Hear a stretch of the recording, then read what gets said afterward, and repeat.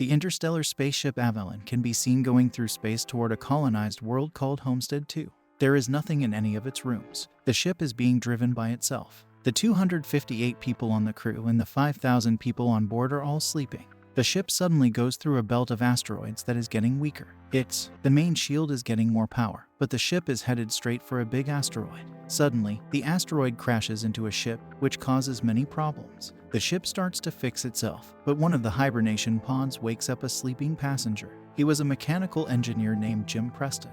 When his pod opens, an automated system helps him wake up and tells him that he was in suspended animation for 120 years and that the ship is only 4 months from Homestead. He is told that he will be able to enjoy the luxurious parts of the ship during that time. Jim gets information about his ID band, his cabin, and the most important things to do. He is excited and nervous to meet the other people on the ship before they get to the planet. He gets ready, walks out of his cabin, and walks into an automated classroom mat for a whole group of students. Jim looks a little worried as the hologram tells him that the world is too crowded, too expensive, and over. It tells him to wait until the end of the lesson to ask questions, but Jim can't stop asking why he's the only one there. He figures out that the hologram can't talk back, so he goes looking for other people. He makes it to the ship's main hall. Even though there is no one there, an automated information desk is ready to help. Jim wants to talk to a real person, so the computer sends him to talk to a steward. When he gets there and finds no one, he asks to talk to them. Even though he can't go inside the bridge, he can see that none of the main crew is awake when he gets there. Jim goes to the observatory in the end, where he learns that the ship is also 90 years away from Homestead. He realizes that he woke up too early, so he runs back to the hallway and sends a message to Earth asking what he should do because he doesn't know how to go back to sleep. The communication system tells him that it would take about 55 years for Earth to answer his expensive call. Jim is it. He looks around and finds the ship's bar, or he talks to the bartender and sees someone else. When he goes to get a drink, something about him seems strange. Jim figures out that he is a robot. The name of it is Arthur. Jim wants to know more about him, but he can't even explain to the android how he could be there before the others. The next day, Jim wakes up in his cabin and goes to the cantina. When he gets there, he finds out quickly that most of the things on the menu are only for gold-class passengers. He gets some plain coffee and then tries to figure out how to fix his place where he sleeps. After he gets all the tools, he gets it to work and lies down in the pod, but nothing else happens. He decides to use the tools he found to get into the chambers where the crew's passengers sleep. Even that doesn't work. Small things go wrong all over the ship. Jim keeps going back to the bar to drink, but mostly to talk to the same people. The advice the android gives him makes him want to break into one of the gold class rooms and try to have fun on the ship. Jim tries all the restaurants, games, and entertainment options, but as time goes on, it makes him feel even worse to be there by himself. One day, he gets drunk and wanders around the hibernation pods. He ends up in an airlock with spacesuits made for spacewalks. Jim puts on a suit and walks to the airlock, where he pulls a lever and then presses a button to open it. When he gets off the ship, the view takes his breath away. He is the only person who is awake and aware at that moment. When Jim lets go of the magnets on his boots, he floats around in space feeling very sad. He goes back inside, takes off the suit, but goes back to the airlock without it. He pulls the lever, ready to end it all, but changes his mind at the last second, runs back inside, and trips on a bottle. Jim gets up and is immediately drawn to a woman named A who is in one of the pods. He looks in the directory for her files and listens to her passenger interview, which makes him fall in love with her. Later, his scene was back in the bar, where he was sitting next to her pod and still listening to her interviews. He is looking at some of her writing and talking to Arthur about it. He can't stop thinking about how funny it is that he went to another planet to find a better life, woke up early but didn't get there, and found his perfect woman but couldn't get to her. Jim can't stop thinking about her, and he starts to want to wake her up. He talks about it with the android, but he still doesn't get it. If he wakes her up to help himself, he will leave her on the ship with him to die. Jim says no at first, but he can't stop thinking about it, and one day he changes his mind. He goes to where her pod is and is able to turn it on. He hides and goes back to his room as she wakes up and goes through the same process he did. A short time later, he goes to the main hallway, where he hopes to, and there she is, as confused as he was a year ago.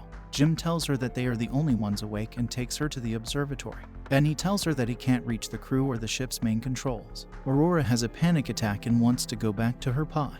When they get there, Jim tells her that there is no special equipment on the ship that can help them get back into hibernation.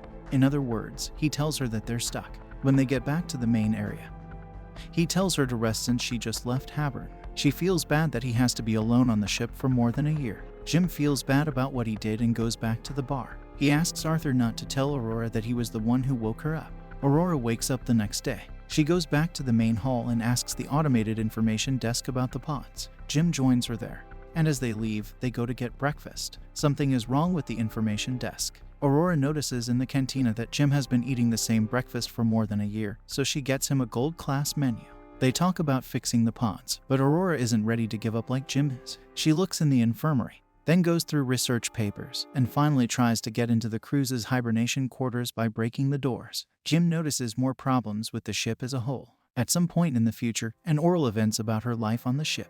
She writes, runs around the ship, and swims in the pool. As she does these things, she becomes more and more aware of what is going on. She goes to the canteen to talk to Jim because she thinks that hearing about his life could be interesting. She wants to know why he came to the colony. Jim's first answers are company slogans. He then says that he hopes to be someone on the new world and build a life for himself. Later, they go to the observatory, where Aurora finally tells them why she wants to. She has a ticket that goes both ways, which is different from everyone else on the ship.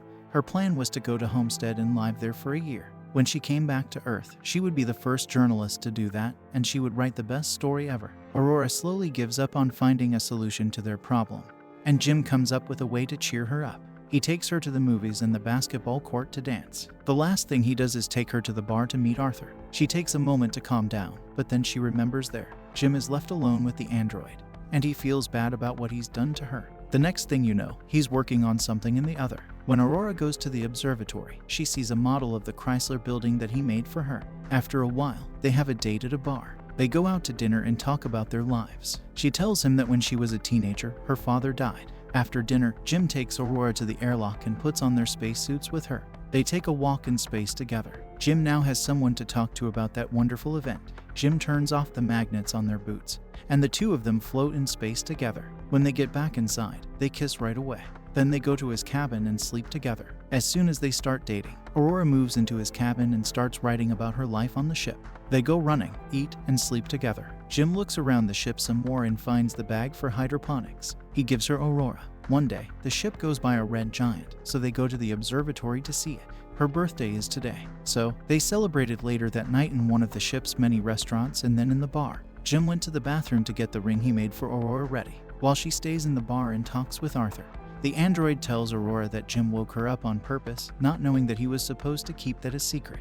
Jim comes back, and she is completely shocked when she sees him. She runs away because she is angry and scared. When Jim returns to his cabin, all of her things are gone. The next day, he sees her in the canteen, but as soon as he speaks, she runs away. Aurora is desperate. One night, she goes to Jim's cabin and hits and kicks him, wanting to kill him because he keeps talking to her over the quiet. Jim tries to say sorry and explain what he did.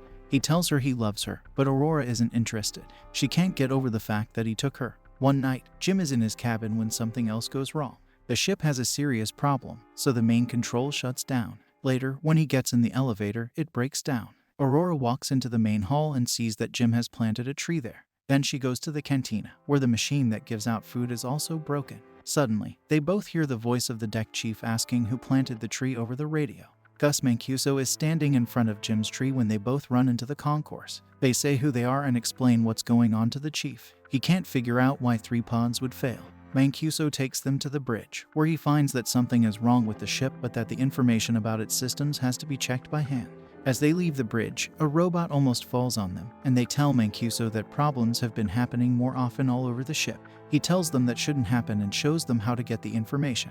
Mancuso takes a look at the pods. By the time Jim gets there, he knows what happened to Aurora's pod. The captain of the ship thinks what Jim did was awful. Later, he is at the bridge going over the information he has gathered. When Aurora joins him, they talk about what happened with her pod, but he tells her he can't do anything. Jim walks in with the 16th robot that is broken. Mancuso gets hibernation sickness, so he goes to bed. That night, as he gets up to leave, he coughs up blood. Aurora can't get to sleep, so she goes swimming. All of a sudden, the ship starts to lose its gravity, and she starts to drown as the water in the pool moves with her. The gravity drive is reset, and she just barely makes it out alive. On their way to find Mancuso, they both run into each other. Back at the bridge, the 3 of them are slowly learning what has been going on. Mank finds out that something happened 2 years ago, getting rid of a big system. They need to find out what went wrong and fix it, because the whole ship has to make up for it. Unless they fix it, the whole ship will be stuck. They go to figure out what's wrong. Mancuso, however, passes out, so Jim and Aurora take him to the hospital. He is dying, and there is nothing that can be done to stop it or give him more time. Later, the three of them meet in the observatory. Mancuso gives Jim his ID bracelet, tells them to fix the ship, and then dies right away. All of a sudden, the lights turned a scary red, and the ship began to shake. Jim tells Aurora that he needs her help, and the two of them run to engineering. However, there's another problem with the gravity drive, and Arthur has the same problem right away. Jim turns him off. When they get to engineering, they look for the problem. They find it in the power plant, and when they open the hatch, Aurora gets sucked in. The hull is broken in that area where the asteroid hit. Jim also gets sucked in, but he holds onto the hatch as it keeps closing on him. Eventually, he too gets sucked in, but they are able to quickly close the hole. Jim finds out that there are more than one holes in the hull after he fixes the first one. They follow the path of the media and find that it hit the computer that controls the reactor. Jim thinks he can find parts to replace them. They find the part and replace it, but the venting of the reactor still doesn't work. They do it by hand, but it still doesn't work. Jim figures out that to cool down the reactor, he needs to open the vent door from outside the ship. Both of them go to the airlock. And as he's getting ready to leave, he gives Aurora Mancuso's bracelet because he might not come back. She helps him put on a suit, and as he walks out of the airlock, she tells him to come back because she can't live on the ship without him. Aurora goes back to the reactor, where the temperature has reached a critical point. She gets hit in the arm by a bolt from the reactor. As Jim approaches the vent from the outside and sees the door, the temperature in the reactor room goes up as he tries to get around the door to open it. He soon figures out that he has to hold the door open by hand so the reactor can vent, and he tells Aurora that she doesn't like the plan, but he goes ahead with it anyway and tells her to vent the reactor. She doesn't want him to die, so they fight. He tells her that they have to save the other people, and she gets angry. The process works, but Jim's tether breaks when the fumes from the reactor push him away. His suit's pressure is also going down.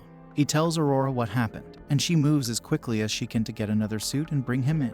He tells her again that he's sorry. She puts on a suit and flies out to get him, but her rope is too short. She is pulled back, but all of a sudden she grabs his tether and pulls him in. Aurora drags Jim to the infirmary, but when she gets there, she finds that he's already there. She uses the bracelet on Mancuso to bypass the medical rules and bring him back to life. Jim is brought back to life by the medical pod, which does the work on its own. After Arthur is fixed by Aurora, Mancuso is given a proper space burial. Jim takes her to the medical pod and tells her that he has found a way to use it as a sleeping pod. He tells her to get into the pod and stay there for the rest of the trip, but as it turns out, she turns him down and decides to stay awake with him on them. Jim finally asks her to marry him, and they stay on the ship for the rest of their lives. After 88 years, the Avalon also comes to Homestead. When the crew wakes up, the ship is in a very strange state. Aurora tells them about her and Jim's life on the ship while the others were sleeping and a message she leaves for them.